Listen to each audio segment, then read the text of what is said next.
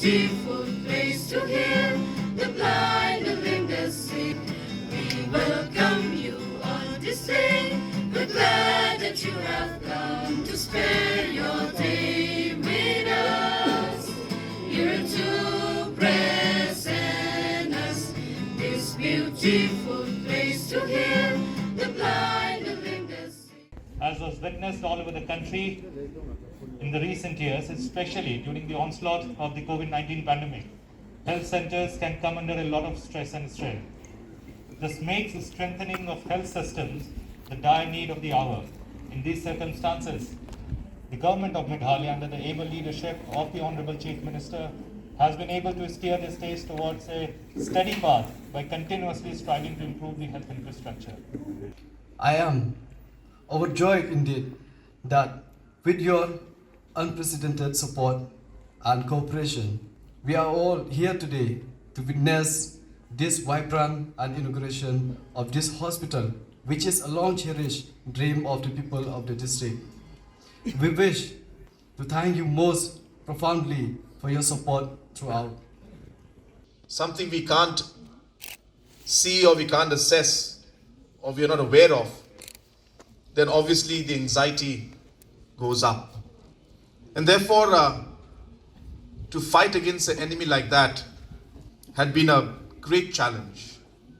And without your commitment and support, I don't think that we as a state would have been able to face and overcome the challenges of COVID-19. The health services throughout the country and also in our state is very challenging. And we have realized this more so during COVID times, where we realized that basic services which need to be provided at the grassroots level were not there. The opportunity of strengthening the healthcare services. And as was mentioned by Dr. Amanwar, that the MDA government has given unprecedented importance to the health services, be it manpower deployment, be it medication, be it overall infrastructure development. In all areas, we have tried our best to ensure that we give more importance to health services.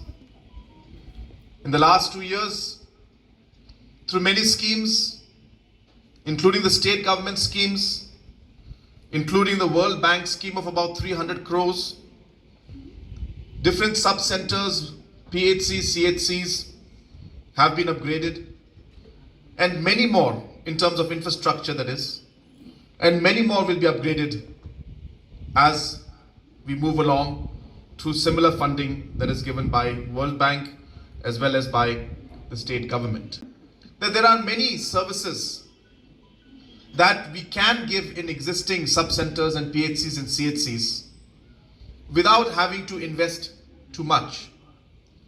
And therefore, we as a government have been working to ensure that we are able to provide more services at the grassroots level, more facilities to our people, by simply improving the basic infrastructures and sub-centers, by ensuring that we are able to train the manpower at the grassroots level to be able to do a bit more. And we realize that 60 to 70% of the primary care that we need to give to our people can be done at the sub-center and the PHC level. And the secondary and tertiary services and the care we need to give need not be there in all the areas. Of course, we need it, but we realize the constraint of resources. So therefore, keeping in mind the resources we have, if we can focus on these primary health services and the care, then we will be able to cater to most of the requirement of our people. And that is the kind of strategy that we're trying to follow by ensuring that we focus on these primary care services that are required at the grassroots level.